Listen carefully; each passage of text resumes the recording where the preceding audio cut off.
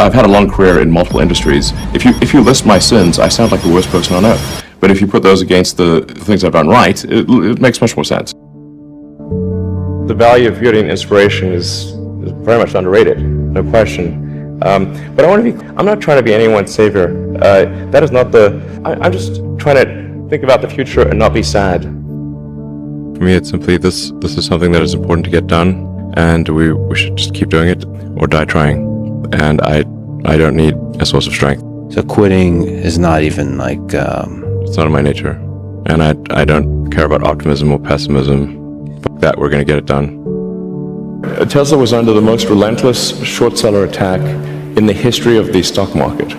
Tesla was the most shorted stock in the history of stock markets. So, this was affecting our ability to hire people. It was affecting our ability to sell cars. Yeah, it was terrible. They wanted Tesla to die so bad they could taste it. Well, most of them have paid the price. Yes. Where are they now? Just work like hell. I mean, you just have to put in, 80 to 100-hour weeks every week. All those things improve the odds of success. So when people tell me, well, what can you do to encourage entrepreneurs to start companies? I'm like, if you need encouragement, don't start a company. We basically messed up almost every aspect of the Model 3 production line, from cells to packs to motors, body line, the paint shop, final assembly, everything. Everything was messed up. I lived in the Fremont and Nevada factories for 3 years, fixing that production line, running around like a maniac through every part of that factory, living with the team.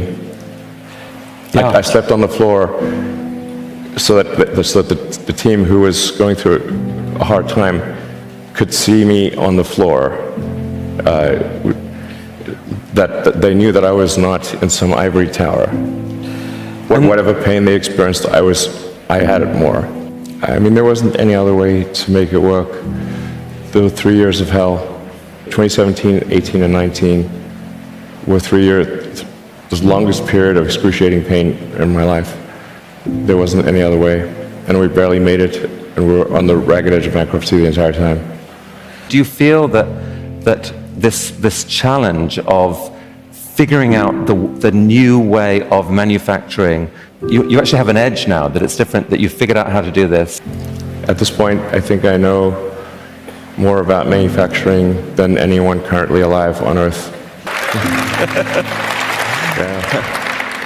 I can tell you how every damn part in that car is made.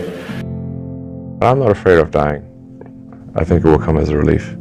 So, although you may not be able to see the vision of SpaceX come true in your life. Well, I'd like to live long enough to see that. Being at a net worth of 230 billion, roughly, being perceived as the richest person. Do you know John Law? I don't know. John Law used to be the richest person on earth 300 years ago. Okay. He was a poker player, a gambler.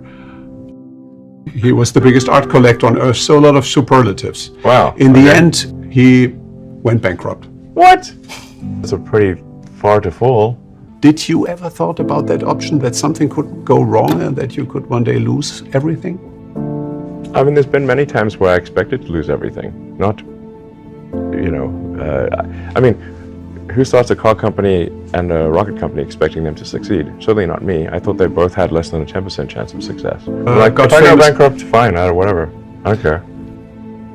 So many people so many young people actually, from across the globe. If you have an advice to them, young people globally who want to be like Elon Musk, what's your advice to them? I think that probably they shouldn't want to be. You? I think it sounds better than it is. Okay. Yeah, it's not as much fun being me as you'd think. It could be worse for sure.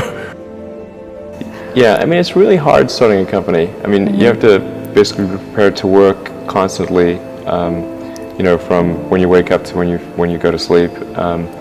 You have to be willing to deal with a lot of difficult problems and thorny problems. You have to be willing to deal with an enormous amount of stress.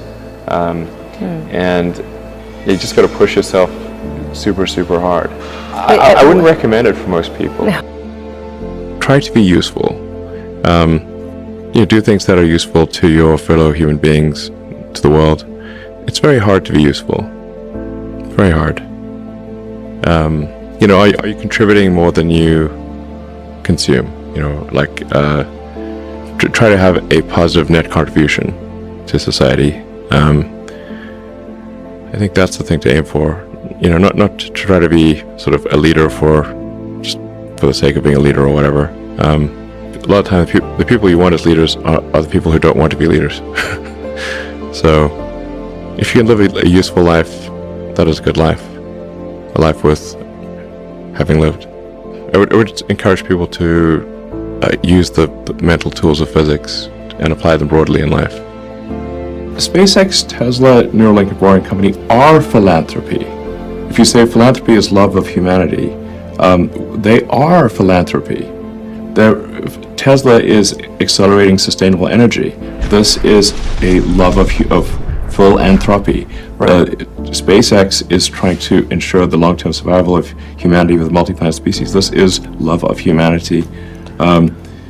Neuralink is to help solve brain injuries and existential risk with AI, love of humanity.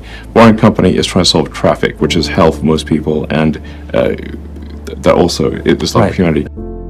I would encourage people to read a lot of books. Just basically try to ingest as much information as you can, and try to also just develop a good general knowledge. So you at least have like a rough lay of the land of the knowledge landscape. Try to learn a little bit about a lot of things. Because you might not know what you're really interested in. How would you know what you're really interested in if you at least aren't doing a peripheral exploration broadly of the knowledge landscape, and talk to people from different walks of life and different industries and professions and skills and occupations. Just try learn as much as possible. Man's search for meaning. Isn't the whole thing a search for meaning? Yeah, what's the meaning of life and all, But just generally, like I said, I would encourage people to read broadly in many different subject areas, and then try to find something where there's an overlap of your talents and what you're interested in. So people may be good at something, or they may have skill at a particular thing, but they don't like doing it. So you want to try to find a thing where that's a good combination of the things that you're inherently good at, but you also like doing. When you had that third failure in a row, did you think, I need to pack this in? Never. Why not? I don't ever give up. I mean, I'd have to be dead or completely incapacitated. Essentially, the longer you do anything, the more mistakes that you will make cumulatively, which if you sum up those mistakes, will sound like I'm the worst predictor ever. But for example, for Tesla vehicle growth, I said I think we'll do 50%, and we've done 80%. Yes. But they don't mention that one. I'm not sure what my exact track record is on predictions. They're more optimistic than pessimistic, but they're not all optimistic.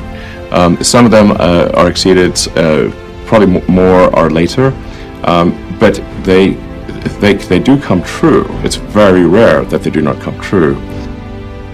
I mean, I don't aim to disrupt for the sake of disrupting, It's more like there's thinking about what set of actions are most likely to lead to a better future.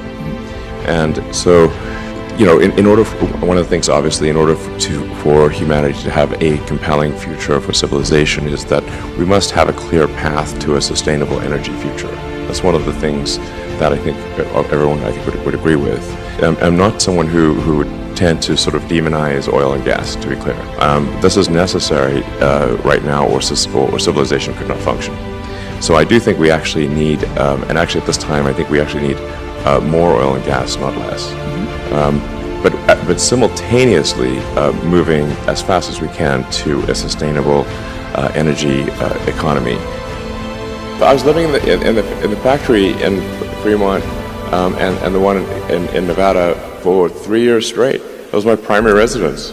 I'm not kidding, literally. Did you keep the couch? I actually slept in a couch at one point in a tent on the roof.